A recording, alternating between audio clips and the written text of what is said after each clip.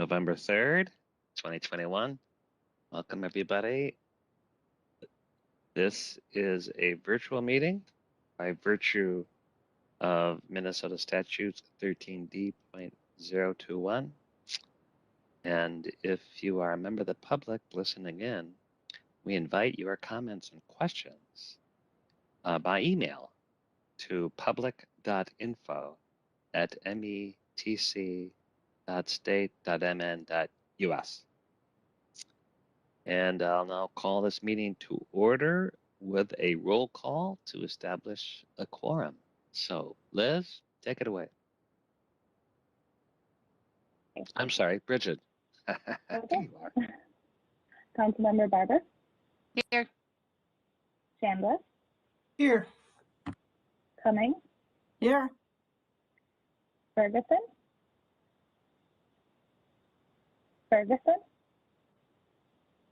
Fredson, Here. Johnson,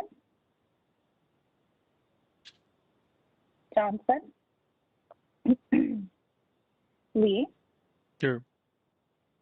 Lindstrom, Here. Muse, Here. Sterner,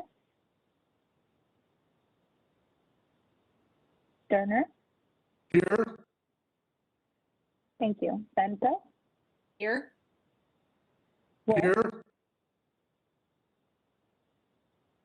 Wolf, Here. Zarin, Chair Zelli. I'm here. I believe we have a quorum. Welcome, everyone. The agenda item is fairly simple. We have one item.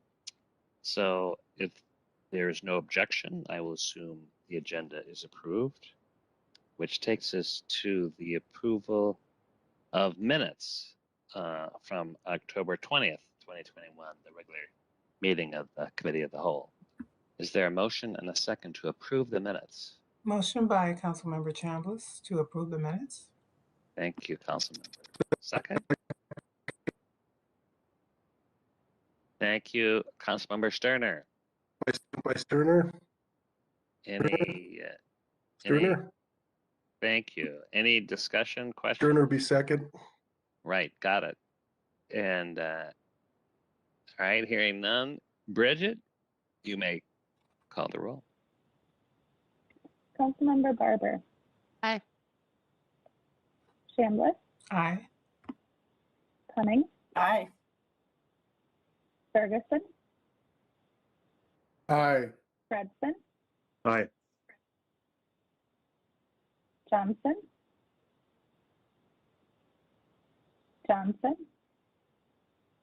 Lee, Aye. Lindstrom, Aye. Muse, Aye. Sterner, Aye. Bento, Aye. Wolf, Aye. Zarin,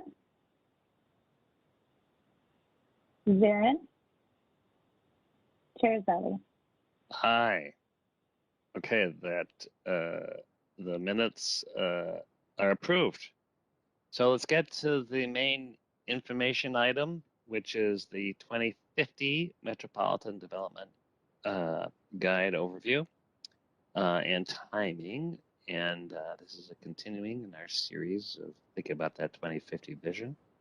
My understanding is I think Lisa Barras is unable to make this meeting, but we are in the good hands of Angela Torres and Michelle Furry. So welcome and take it away.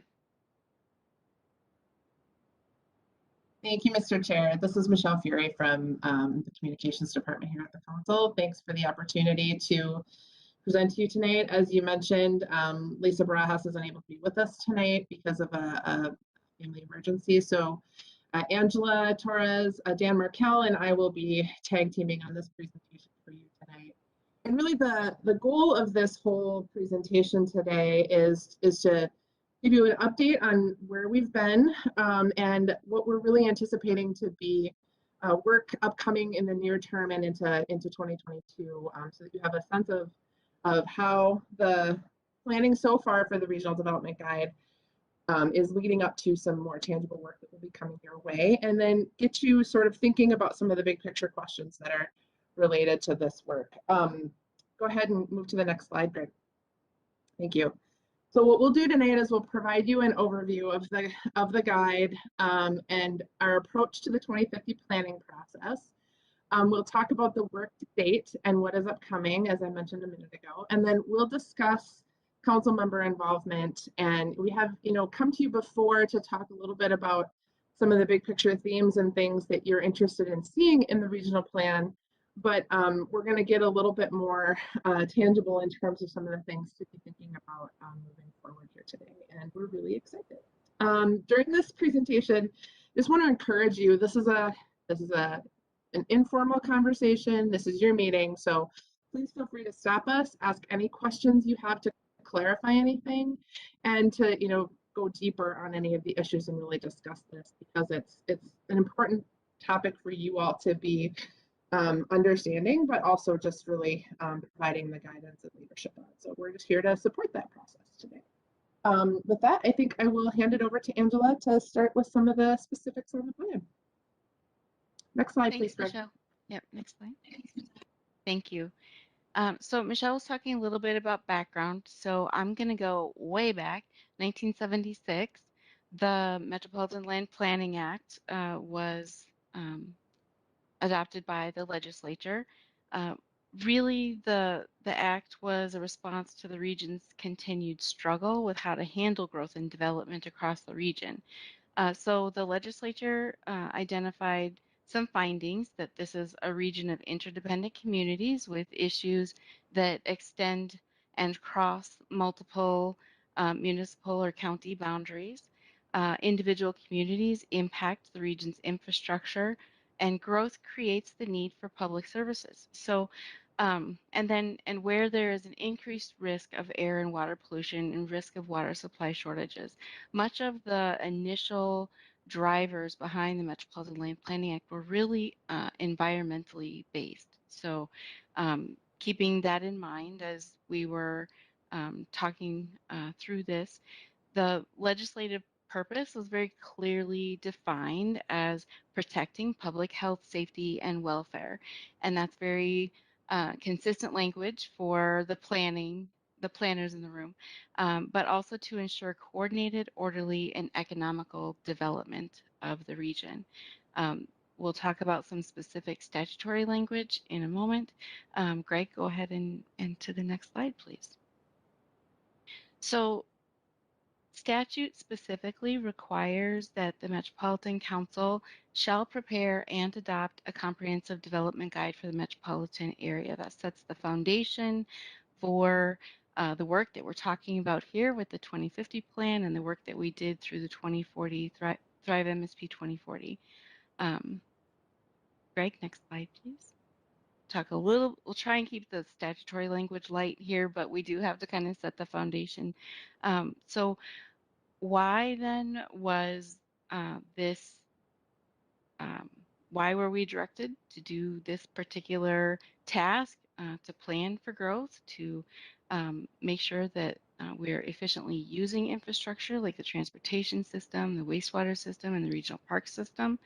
You can see in the language here, the statute also talks about land use, parks, transportation, as well as public facilities. And those are the specific items or chapters that local governments address in their local comprehensive plan.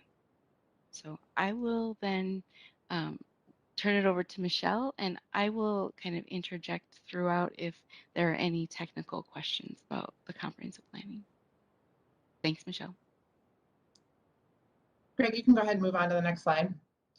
So, as we think about this big picture, so we've had this whole 2040 planning process, right? We did the Thrive 2040. We did system statements, which is for the technical information that communities need to respond to. They submitted their comprehensive plans. You all have been approving those plans. the last several years. And now we have started to see how those plans have played out in terms of the things that communities are articulating in them that they're prioritizing from a regional perspective. So now the 2020 census data is complete, and we're getting a sense of all of the pieces that are in place. And it's a good time to be evaluating what we know and then starting to think beyond that. So these are some of the questions around regional planning that are, sort of the big picture questions that are really helpful to be thinking about at this stage. And that's one of the reasons why we wanted to present this information to you today, is we're taking the current state as we know it, and now it's time for policymakers and subject matter experts to start applying some of these big picture questions. So where are we today? That's kind of what we're laying out here with the comprehensive plan inventories and some of the other pieces that we know about conditions in the region. Then the big question next is, where do we want to go? So as a region, where should we be in 2050, and trying to imagine what that future looks like? How do we get there? How do we want to get there? What are some of the things that you as policymakers want to prioritize? And what does the current conditions say that we can perhaps use or leverage or even consider as opportunities for how we want to get there? And then the final thing that's really important to consider are some of those potential barriers or even opportunities for achieving whatever vision is laid out for the region in 2050. And that was an additional question that we were talking about when we were talking about presenting this information, that it's just really important to acknowledge that there might be barriers to achieving this vision that we can work on. And there might be other opportunities that we haven't thought about, ways to innovate, ways to change what we've done in the past. And to be really explicit about that, we've done a lot more collaborating internally to make sure that there is, across the different planning areas here at the council, that there's a much more integrated approach. And we've talked a little bit about that in the past, but we're going to illustrate that even more tonight so that you can get a sense of how we're being conscientious as planning folks and communications and engagement folks, from my perspective, about talking about this as a whole rather than just the pieces, right? So we know that things overlap, we know that they work together, and it's really critical to make sure that we're acknowledging that in our planning work. With that, I'm going to hand it over to Dan, and he is going to talk about some of the really important things that we've already been working on and how it all sort of fits together. Thanks, Michelle. My name is Dan Markell. I work as a planning analyst inside community development in the research work unit. And I've been involved in some of the Thrive MSP 2040 work. And since then, sort of looking at how did it go? What can we do differently this time? And we've been working kind of behind the scenes to take this on in an evolved way. And so what you see on the screen in front of you is an illustration of how everything fits together, hopefully, how we envision all these things working together. We've got, and the diagram kind of reads from top to bottom. If you think about it, we talked about looking, what are the challenges, what are the conditions today? We know that we do lots of measurements, equity, inequities, how are our communities changing, what kind of affordability. Every single advisory committee has reports on what's the condition of our community, including things like public health, which are sort of not exactly in our authorities, but we bear on them pretty highly in some ways. And then big conceptual things like, how are we doing on resiliency as a region? How are we doing on sustainability? So we've been taking time, and we will take more time, to take a look at what are the regional conditions, what are the issues that we're facing, what are the uncertainties that our region is facing, so that we know kind of where we're starting from. Reading down from there, I'll get into this in a little bit, but we need to develop a cohesive vision for what we want to do with our situation and where we could go. That leads to creating our guide for regional growth and development, our metropolitan development guide, which currently is called Thrive, and we also include the policy and system plans along with that. So all those plans that work together come out of a close look at our conditions through a vision. The key thing that we're trying to do this time around, really much more carefully, is make sure that the vision that we articulate can affect all of our different policy plans in a kind of parallel way through land use and housing and parks, transportation, water resources, and how they implement. We're trying to do it in a way that's coordinated so that a community can look at all of our plans and say, I see there's a vision element, and here's how we're using our various authorities and our various influences to effect that vision. So down towards the bottom, we start to get towards specific things like actions. What are we actually committing to?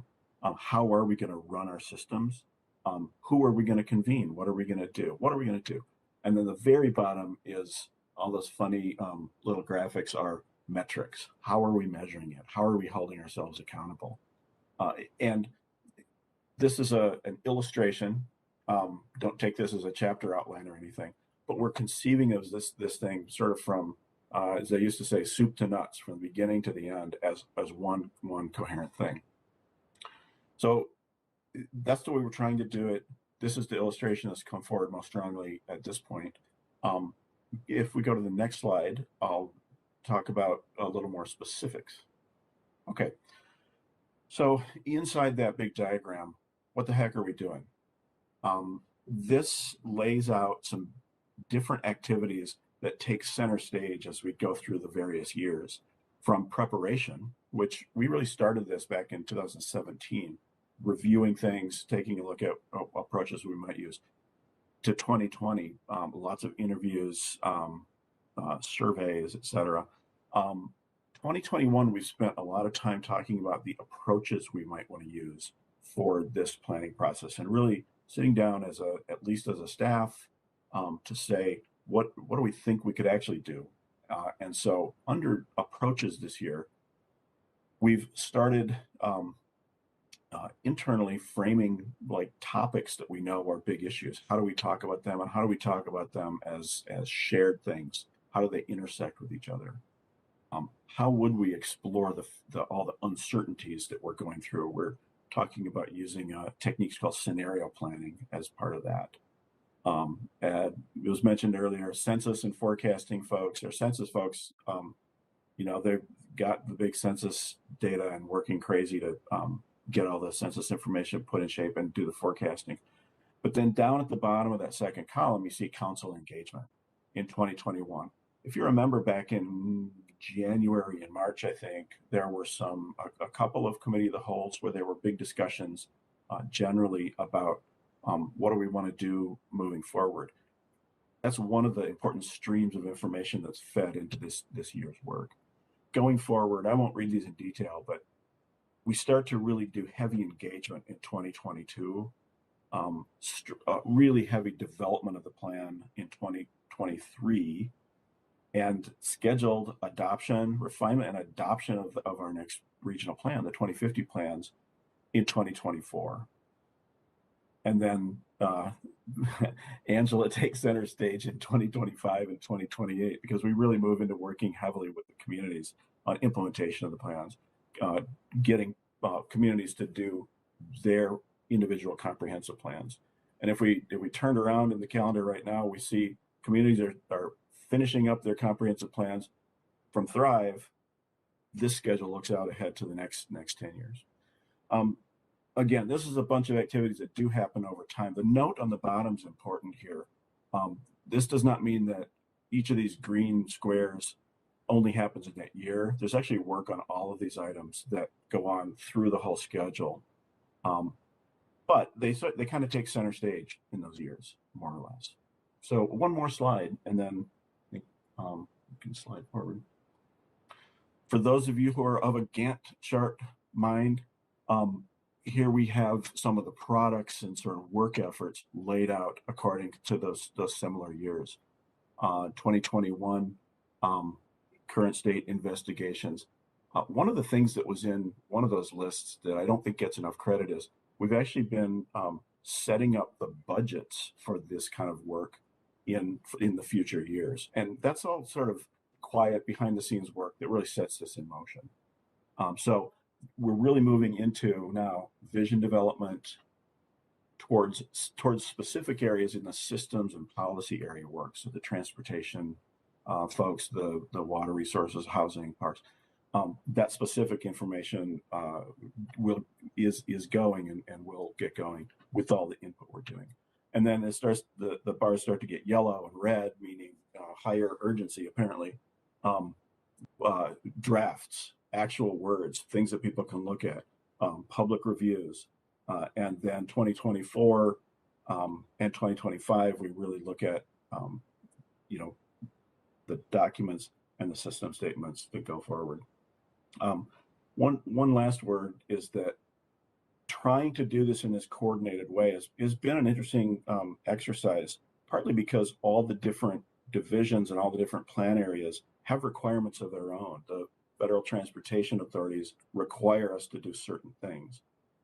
The water requirements require us to do certain things. Parks, same. Housing, same. What we're trying to do here is have a parallel structure so that we are coordinated and have it flexible enough so that we can still meet all those federal requirements that are needed. And that's the game, that's the balance we're focused on. Today, and discussions with the council, I just want to encourage you, you guys are the ones that set the big picture and set big things in motion. And so we really appreciate that. And we're here to, support that with all this technical work underneath it. Next, you're going to see a slide with lots of words on it, and Michelle is going to present that, I believe. So as Dan said, this has a lot of little type and it's really hard to read. And some of that is on purpose because we don't expect you to read the details, but we want you to understand that there have been a lot of activities that have gone into getting us where we are today, including just about every information presentation you've received at a committee meeting and the data that has been presented to you at a committee meeting or here at the committee of the whole.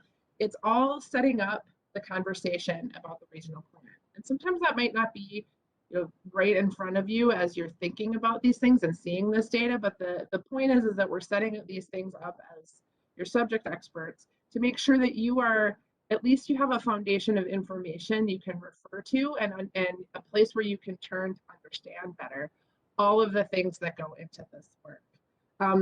There are also a bunch of other more technical conversations that are happening both at the advisory committee level and at the committee level that are all adding up to these things. Greg, advance to the next slide, please. And here's more of a simplified version of what that all says.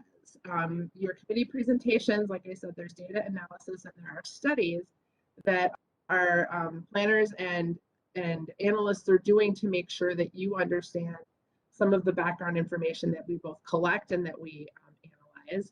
Our advisory committees are also doing this, and they're doing it at an even more detailed level around each of the policy areas.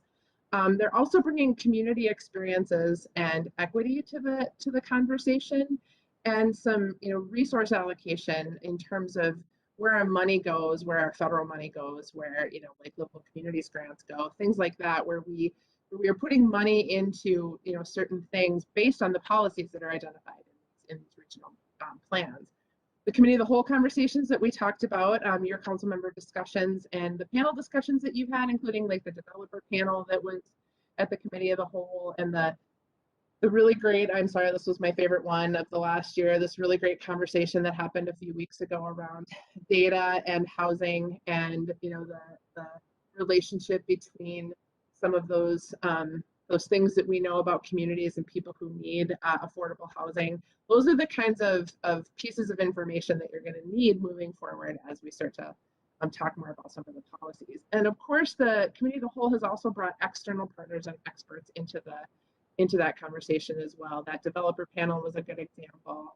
Our fiscal disparities discussion, one of those things that we don't always get to highlight very much because it sort of lives in the background, but is a critical sort of regional framework that relates to a lot of these things too. I'd just like to also highlight, you've been doing a lot of work in council member work groups, And that work is really important to framing up these conversations as well. You are talking about values and issues and trends in those groups that are going to be fundamental to how we think about developing regional policy moving forward. And I just want to acknowledge that because I think this council has really invested in work groups in ways that not only will pay off, but it's a lot of time and a lot of effort, and it's not necessarily something that has happened in the past. And I hope that you find those conversations useful, but also see those places as places where we can bring additional information as this process moves. And Dan's going to talk a little bit about how all of this stuff comes together to start to build this regional vision and really what's going to be happening over the next year. Next slide, please. Thanks, Michelle. This counts as me being focused. I'm just going to talk about what happens over the course of a year. These are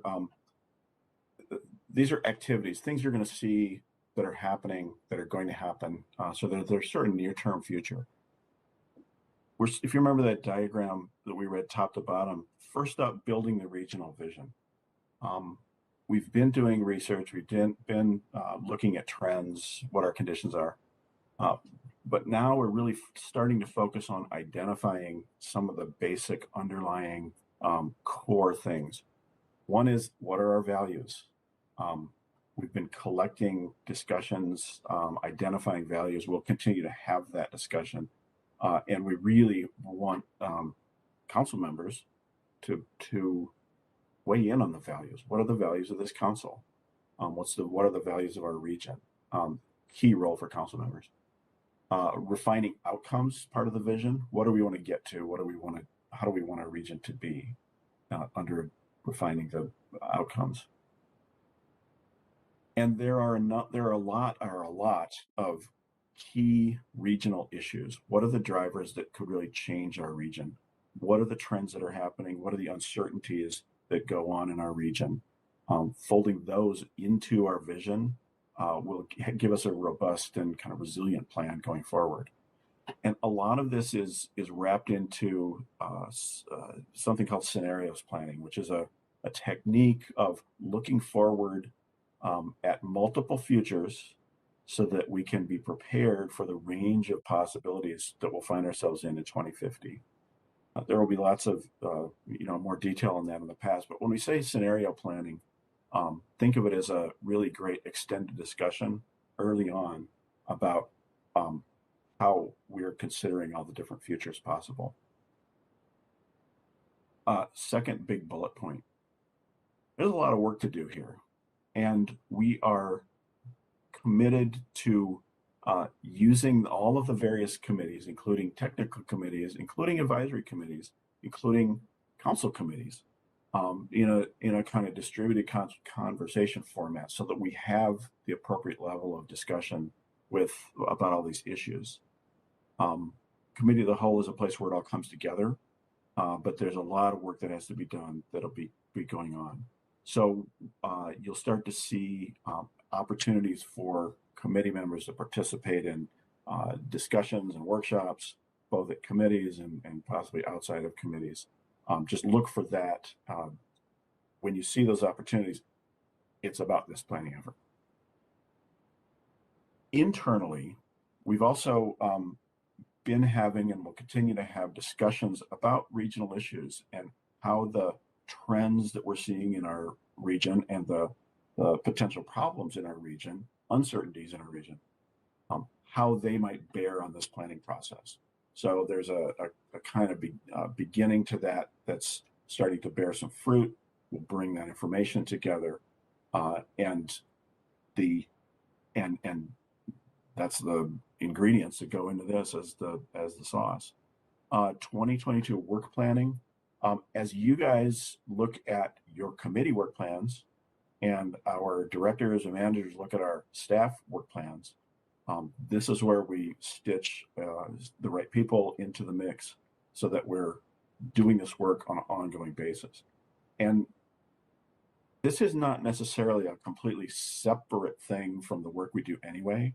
What we're trying to do is do the work we need to do in a way that it adds up to the kind of cohesive vision and identification of values and strategies and policies as we go forward. So that's a peek forward over the next year. You'll start to see more things daylit about this effort, and just we appreciate any attention you can give to it. This is one chance. This whole effort is one chance to look forward. Gosh, 30 years, and it's it's a rare thing to be able to do that and actually have some organized work behind it. So, thanks for your interest and support. And I think I will pass it on to the next person. You can move the slides, Greg. So we wanted to give you a snapshot of some early stage engagement that is already being planned, and how we're making sure to engage some of the critical partners that you have identified, but also that are a part of our infrastructure around planning and policy development. Dan just mentioned scenario planning, and we're fortunate this round to have this early in the process, this opportunity to really imagine the vision and the region of the future. And what we're going to be doing over the course of time in December and January is bringing advisory committee members who have been identified by each of the committees to participate in a workshop, a couple of workshops, to really talk through some important things that we've already learned in terms of where our region is and where it might be going. Those things are the uncertainties of the future, trends that are already emerging, and potentially some strategies that we can use to start to address those things, at least in terms of high-level policy direction. As council members, you will also be invited to this scenario planning effort. So stay tuned for more information about that. It's going to be a really great opportunity to do something that we've heard a lot of feedback about over the last several years, particularly from our advisory committee members, but from others as well, that we don't often get the opportunity to bring people from the different advisory committees together in a way where they can work together to solve some of these regional problems. If we're really, interested in having a more, strategic and regional approach to some of these things, then it's really important to bring those subject matter experts from across the range of advisory committees together. And they all say that they want more time with you as council members. So that's why this kind of structure is going to be really beneficial to this process, and at such an early stage in this process, it's going to be really critical to directing the rest of how things go. I'm personally really excited about this effort, so you'll definitely hear more from me about it, but I hope that this is a really great opportunity to providing some of those cross-sector conversations that really get to the get to some really meaty conversations about policy and where we can be as a region. Our advisory committees are a really important part of our policy development. And in some cases, those committees are the ones that are actually developing the policy that you see in the regional plan and in the systems plans. So we're going to be continuing to engage them very actively with regular updates, but also some discussions about these emerging regional issues to see if there are ideas and ways to address those things in our regional planning processes. Both lessons learned, but also the experiences that they're seeing as professionals and policymakers in the fields that they bring to the table as advisory committee members. We'll continue, of course, to be using these meetings, the committee of the whole conversations. One of the first things that you'll start to see is a conversation about values and vision and how that establishes some policy direction for these regional plans. And I'm going to give Angela a minute to talk a little bit about some of these things, because she'll be helping support some of that, but that's going to be sort of the foundational stuff that establishes this vision that is in that layer that we talked about in the illustration. And then the one last thing I'll say is we've heard a lot from you about how important our local government partners are, and we know that, right?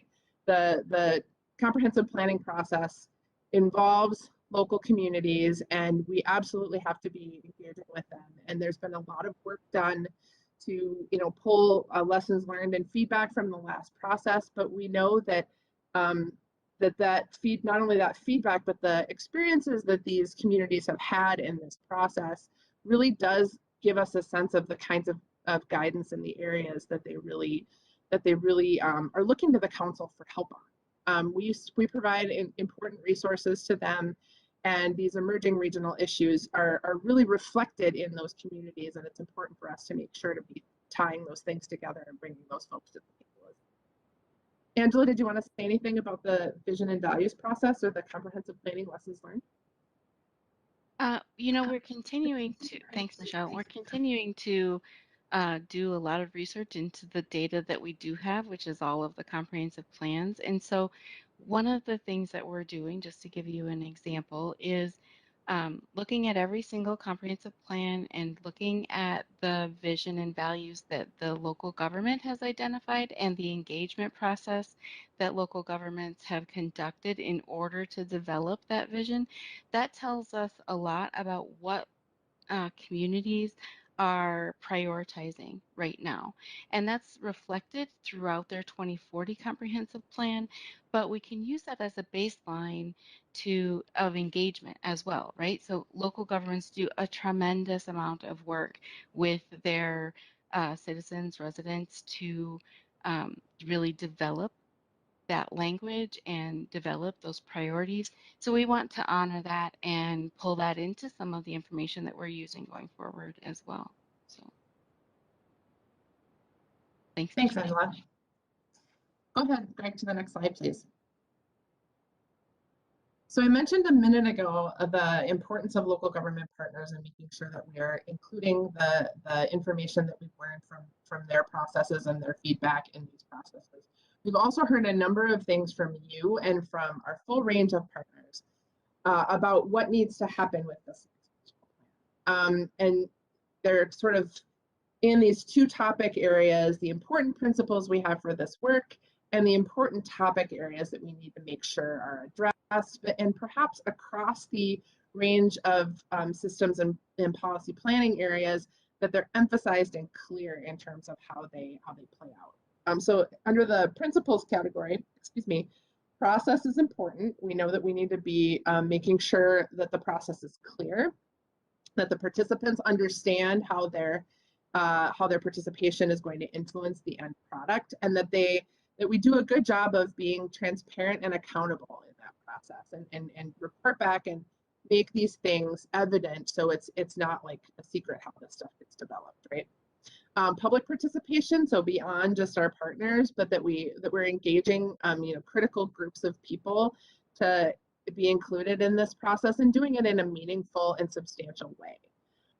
Creating opportunities for our advisory committees to connect. I talked about that a few minutes ago, and how that is not just about them as committees in the topic areas that they're in, but especially in areas where there's a cross-sector conversation, like climate is a good example, but other community issues, including inequities across our communities, is pretty important. And as I mentioned, we're obviously going to be engaging with local governments, but we've heard loud and clear that is pretty critical. Among the topic areas, equity and reducing and eliminating disparities, that comes up everywhere we go and in every conversation we have. That it is really important for us to take what we did in the 2040 plan and build on that and get even more specific and explicit about the ways that this regional plan will be addressing equity and specifically identifying ways to reduce and eliminate disparities, particularly within the council's purview in terms of the work that we are responsible for, but also providing guidance to other levels, both in the nonprofit and philanthropic sectors, the business sectors, but also in local government. Sustainability and climate change is obviously something that is in our faces every day, and we know that there are things that are happening, and as a region, we have a lot of power in terms of how we can affect some of these issues and some of these emerging conditions, and really start to address some of those things from a policy level. Housing and housing affordability has been a hot topic at a number of council committees. but particularly at the Community Development Committee and here at the Committee of the Whole, you've been hearing a lot about the challenges that we have as a region and how we need to start addressing those things. And though we may not have all the answers, it's certainly something that's going to be a high priority amongst these plans. And then what will the post-pandemic region look like? I think we're learning a lot about emerging travel patterns and workplace realities. We're experiencing this as a workplace ourselves, but certainly people have different expectations about what their work-home lives look like. And the travel patterns are, I'm sure you're all experiencing this just like the rest of us are. The midday traffic that I experience now that I never would have experienced when I was working in the office every day is a very different reality and probably not something that's going away. That's just one aspect of post-pandemic life that we'll be needing to explore in these regional plans. Michelle, can I just add one quick thing? Go ahead. Yeah, I just wanted to add, if you remember back to when you were developing the council's strategic plan, the important topic areas are reflected in each of those. So that's part of what we're gathering and what we've heard so far too, is the work that the council has already done to identify priorities, to articulate policy areas, considering each of these things in the other work that we do too. So the council's done a lot of work publicly adopting plans and policies already as well. That's really helpful. Thanks for that reminder. Okay, Greg, now you can move to the next slide. Thank you.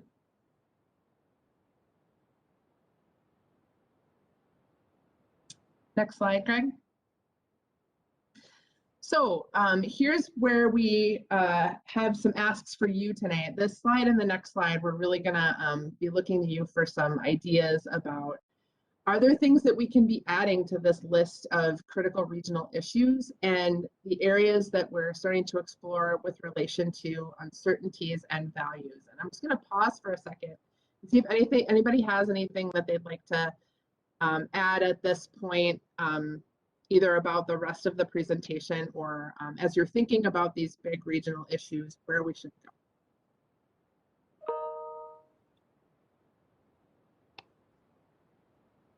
Go ahead, Sue.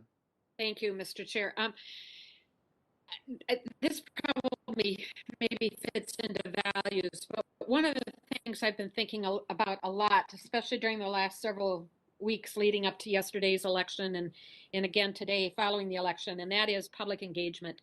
I really would like us to really drill down on what is authentic public engagement when it comes to planning and development.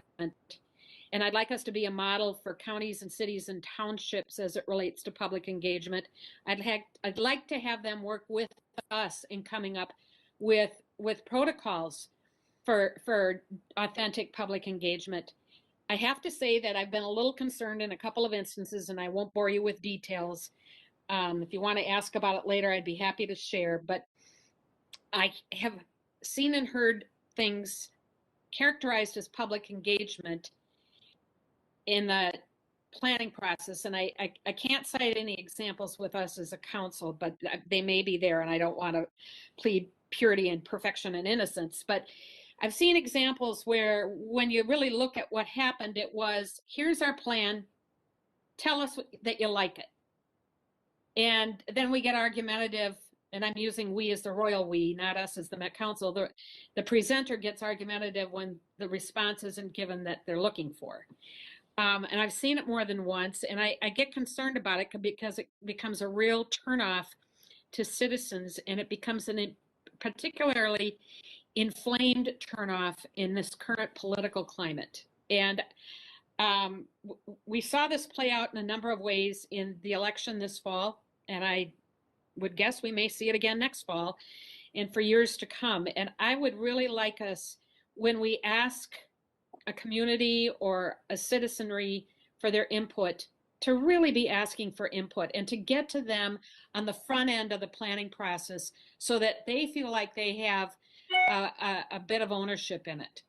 The second thing that I really want to zero in on is whether or not there's a possibility for us to have kind of a an advisory group that engages township staff and leaders, and possibly a hybrid approach for them. I've learned a lot from Wendy over the last 2.5 years as it relates to townships. And I know that Wendy and I aren't the only ones with townships. I know that a number of people have them, but I really would like us to think about our expectations of the townships and how we can best work with them on the planning. Thanks. Thank you, Councilmember. I appreciate that. And I agree with you completely that we need to refresh our public engagement model. And this is a perfect time to do that in a way that is responsive to what you're talking about. Angela, did you want to say anything about townships? I have a great deal of experience working with townships, having served with Councilmember Barber in District 4 for the first part of my career here at the council. So I really appreciate what you're saying, Councilmember Vento. We have already thought of that. Yes, we're working with not only Metro Cities to put together an active working group for their membership throughout the planning process, but we'll also do that. Not every community is part of Metro Cities, so those that aren't, we'll also create a work group for that ex-urban area. So I hear what you're saying, great idea. We appreciate that, yeah. The support for, the idea, we appreciate it.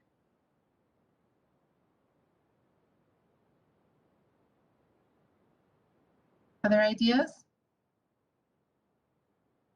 Go ahead, Molly. Thank you, Mr. Chair.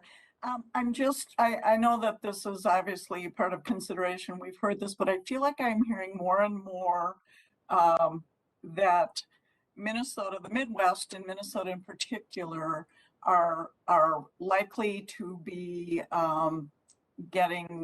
seeing much more migration than perhaps had been anticipated from both coasts and from the South, due to weather extremes, fires, natural disasters, and things. And so I think that, and I feel like I'm hearing a lot of that in presentations at Regional Council of Mayors from content experts and so forth, and people in the audience just having more casual conversations, asking what the Met Council is thinking about with regard to that. So I just think that it's a really, really important thing to have front and center in our planning process here, because I think it is very likely true. And I just would like to also just really give you kudos for your workshops where you're planning to bring advisory groups together. I think that that will have significant benefit to this process, because our advisory groups are so important, but they're really pretty siloed. So to bring them together and to bring council members in as well and have that really rich stew that we can build from all of that participation, I think is really, really important. So I appreciate that. Thank you for that. Thank you, Councilmember. I really appreciate that identifying that issue around migration and the impact that might have. I know that Joel Hutting is on with us today. I don't know if he has anything to add, but that is certainly a piece of our estimates and other population figures that we're going to be looking at that I suspect they're already doing some work around. But as not being the expert, I wonder if Joel wants to say anything about that. Yes, Chair, Council Member. Yeah, so I mean, this is definitely a big thing that we are thinking about. There are a lot of different ways to approach this, but ultimately, one of the things we're definitely going to be looking at is different kinds of growth scenarios, right, within that scenario planning process. So, what you're characterizing is a high growth scenario that could be the result of a number of different things. And that will definitely be a thing that we will attempt to capture through the scenario planning process. We're also looking to other research around the country that has specifically looked at modeling the effects of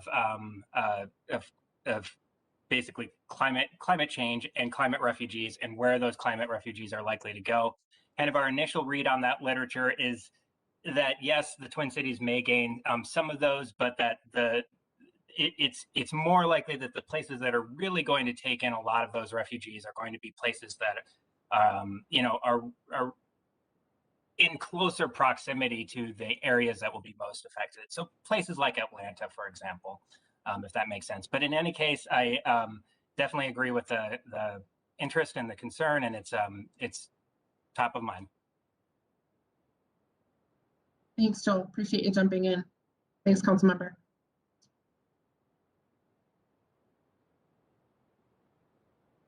Did I see another hand up? I think I did. Yeah. Was it Hi. Councilman Barber? Yeah. Go ahead. Thank I you very much. can't see you. No problem. So thank you, Mr. Chair. So first of all, thank you to Councilmember Vento for speaking up about the townships and rural areas. I think that's so critical. So I'm very glad to hear that there's others who feel that way. And it's obviously in my district near and dear to my heart.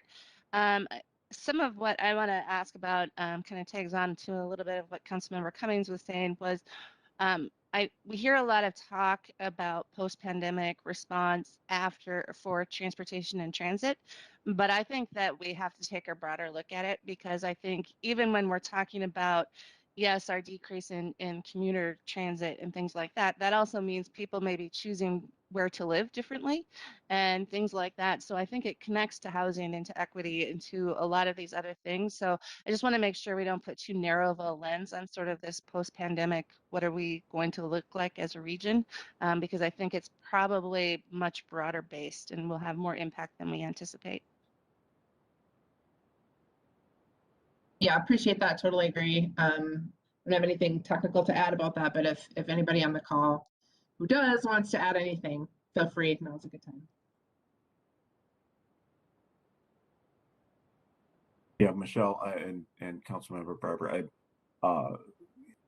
one of the things that's constantly referred to when looking at this is the effects of the Spanish flu a century ago, and how it actually changed choices in urban areas. So we're kind of looking at that scale of event.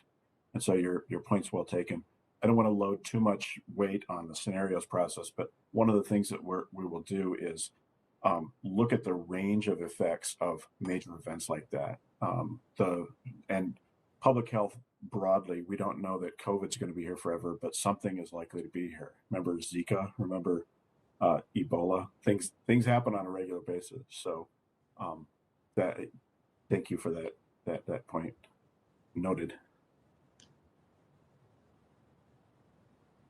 I think Councilmember Chambliss has her hand up. Go for it. Okay, thank you. Yeah, really good comments. I am really happy to see that as a region, we have a kind of a list of all of the work that we have been accomplishing and how we have done that. And now we're asking the question, what can we do in terms of addressing uncertainties and our issues?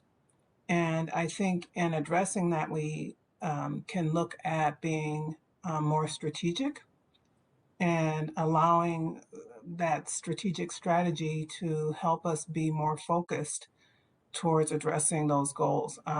It's very clear that we have integrated our goals, values, and vision into the work that we do, the committees that we have in place, and the advisory committees.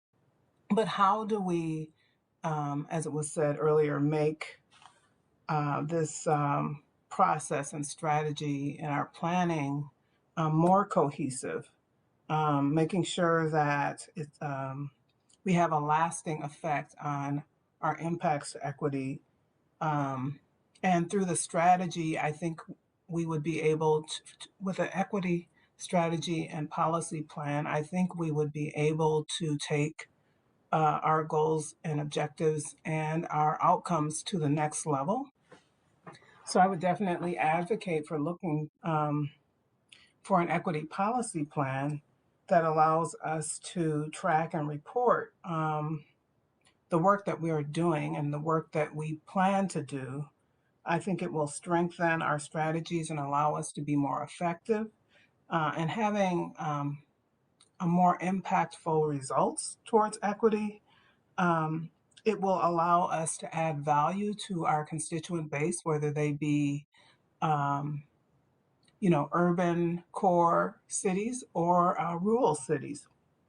And it would provide a way for us to, as a regional planning body with a lot of access to research and information, to have more value in terms of guiding the work that we do and allowing our stakeholders to also work along with us and to be recipients of the work that we do. So I think it would be great to continue having work groups that are inclusive on working on ideas towards equity.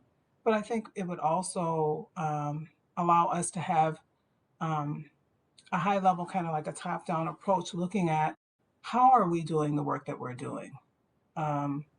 And how are we evaluating that work as a entity, as a metropolitan regional body as a whole? And I think in terms of equity, if we have an equity policy plan, that would allow us to do that, almost like a SWOT analysis. Look at our strengths, look at our weaknesses and the opportunities, and what threats can be present to take us backwards in terms of what we've put in place. Thank you, Councilmember.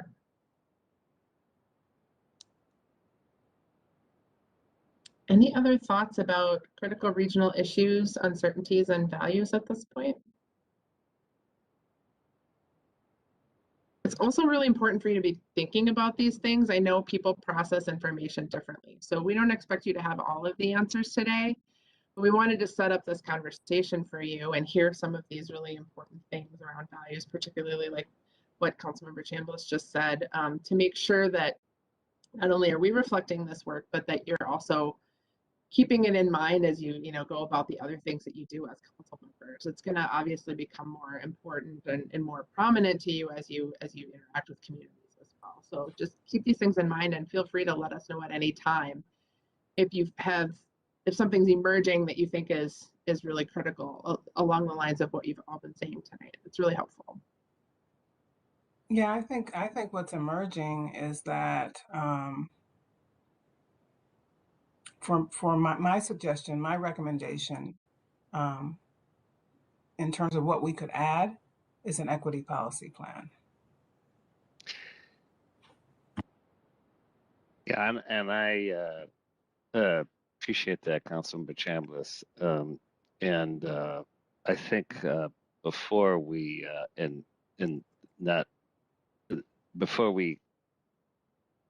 as we think about an equity policy plan, I think I'm kind of thinking about what we need to do to ensure we're actually advancing equity policies in all the other family of plans we have. So I want to get underneath what your intention is and find, maybe, I'm not sure it's an equity policy plan, but maybe it might be an equity policy report card toward all the other family plans that we have. And I'm not saying it's not it, but I think that we need to kind of talk through how we provide values and get that cadence of accountability to ensure that and measures to ensure we're making progress in everything from housing, transportation, water. I mean, we have a lot of kind of policy plans, but and I want to make sure that it isn't that our work in equity isn't just kind of put in the corner, but is central to all the work that we're doing. So I'm not quite sure what the answer is, and I love your suggestion, but I think we need to. I suggest that we kind of what's the word, that we kind of think through this as a way to kind of make sure that we are actually getting that into our regional development work in the right way. But nothing against it, but I think we're kind of in the early stages to find a way that we can find that to be most effective. Councilmember Wolf.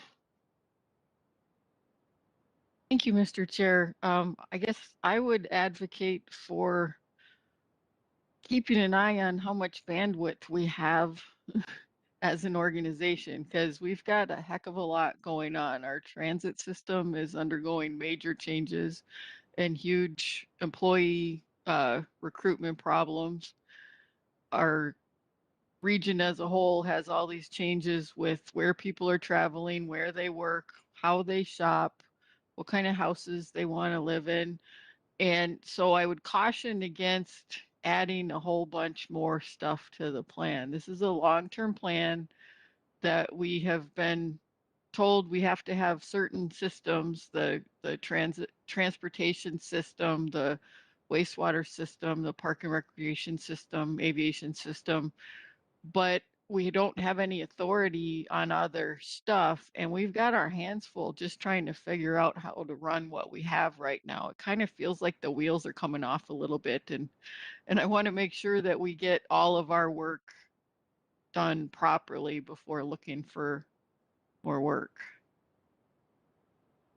And from the point of view of the communities that are involved in our plan, this is a very, very long-term plan, and they're currently putting resources into what they said they were going to do until 2040.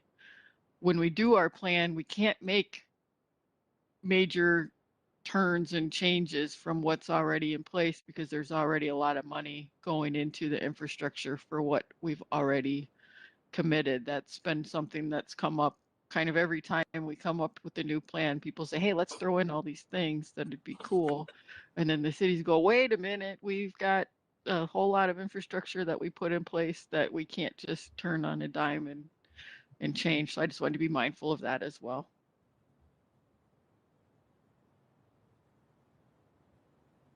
Okay, thank you.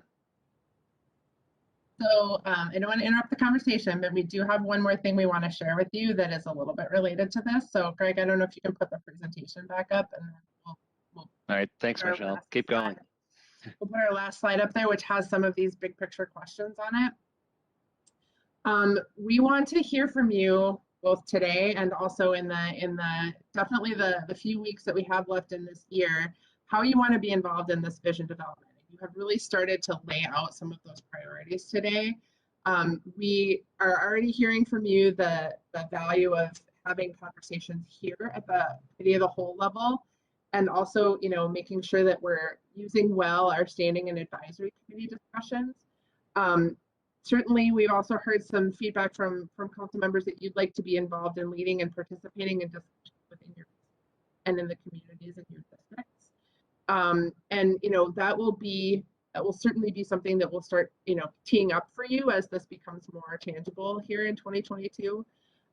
There may be a desire to have a specific work group for this vision and for the work of the regional plan. I know it's hard to sort of segment out some of this work from the full council because you all have such an important stake in it. But sometimes it's helpful to have a smaller group who can work on more concentrated things. So just be thinking about whether that would be a valuable way to talk through some of these issues. I know, as I mentioned earlier, the work group work has been so, the time that council members have been putting into that has been so valuable. And I want to make sure that you're not getting stretched too thin while at the same time you're really providing that critical insight into what you really want to see happen here. And then, you know, we're curious about how which approach might work, how we can make sure we're doing cross-sector things. Councilmember Cummings, you pointed out the importance of the working with advisory committees across advisory committees. We can have more meetings like that in the coming, you know, year, 2, 3, as we, you know, really get down to brass tacks on this thing. And then as I mentioned a minute ago, and as I think Councilmember Wolf was alluding to, you're all busy people, with many of you with other things going on in your lives. And we don't want to put expectations into place that are really not consistent with your interests as council members, but also just the realistic time demand. So with that, I wanted to just kind of lay out there that there are a number of logistical and sort of process considerations that we want to make sure you're aware of and that we're thinking about. We would love to hear from you the best ways to move this work forward so that you can be as connected to it and as you know, responsive to your communities and your districts as possible as well. Michelle, I think that is my understanding given your presentation and this conversation, that this is very much of a consolidation of a lot of the work that we're doing in so many different areas, and through our standing committees, our advisory councils, our committees. So, in a way, getting a smaller group to help kind of work through some of these issues, but it should be a kind of another new thing off on its own. It really is incorporating a lot of this thinking that we as council members and our kind of associated advisory committees have been wrestling with. So I'm saying that only as an observation to ensure that we're not, we're not replicating. We are replicating, but in a thoughtful way toward action. If that makes sense. Yes, Mr. Chair, I think that is a great way to sort of summarize that. Thoughts? Oh, sorry, Councilmember Chambliss, I see your hand. Go ahead, Reva. Oh, yeah, sure. I certainly agree with Chair Zelle and Councilmember Wolf about, making sure that, we're not overwhelming ourselves. But having, whether we have a policy plan or we have a work group to take a look at these things, certainly looking at how we can take all of the work that is related and be more efficient would be a benefit. Yeah. Thanks. Appreciate that. Other thoughts?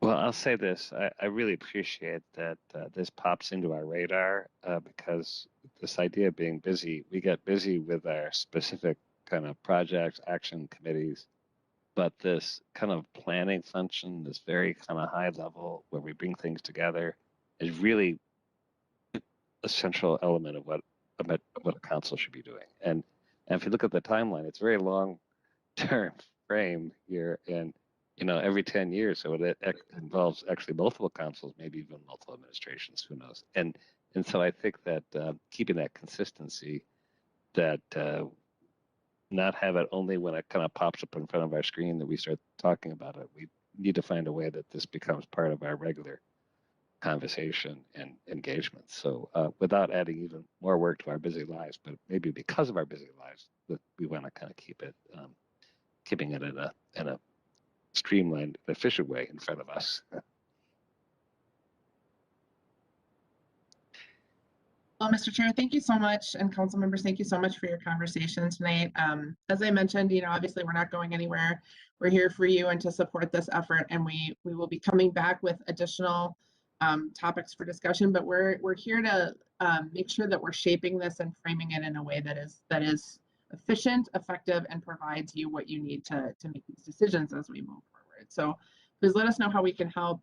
We're just really excited to be getting to this place where we can start talking about these really important things. And I would also echo what Michelle said earlier, and Angela, and that we all kind of absorb this and think about it in different ways. So it doesn't have to be just today. We're good. This is a kind of a marathon process here. So let's find ways that we continue, as I mentioned, this conversation, but also the input. And so feel free to anybody to reach out to me, or I offer you, Michelle, and Dan, Angela, as well as Lisa, to kind of, if we have questions, thoughts, because I think it would be good to get this kind of shaped so we kind of know where our trajectory is going. Any other thoughts, questions? All right. Well, Dan, Michelle, Angela, anything else you'd like to share with us at this point? You've got us. No? You've had enough. No. Okay. You've given us a lot. Well, I guess I've said stay tuned, so stay tuned. And I really appreciate this PowerPoint. We'll kind of keep it in front of us, and appreciate everybody's engagement, because we all are going to be involved one way or another in this work. And And it really was what I actually say it again. I think this is one of what Met Council is really all about, is kind of create this regional vision and a guide for aligning what this whole metropolitan area can be. And no other metro area kind of has a metro council kind of like what we are, which is pretty daunting kind of opportunity and responsibility that we all have. So with that cheery note, enjoy the day. I believe we're at the end of the meeting, and appreciate everybody's work, and we will certainly see you at a meeting soon. This meeting's adjourned. Thanks. Goodbye, everyone.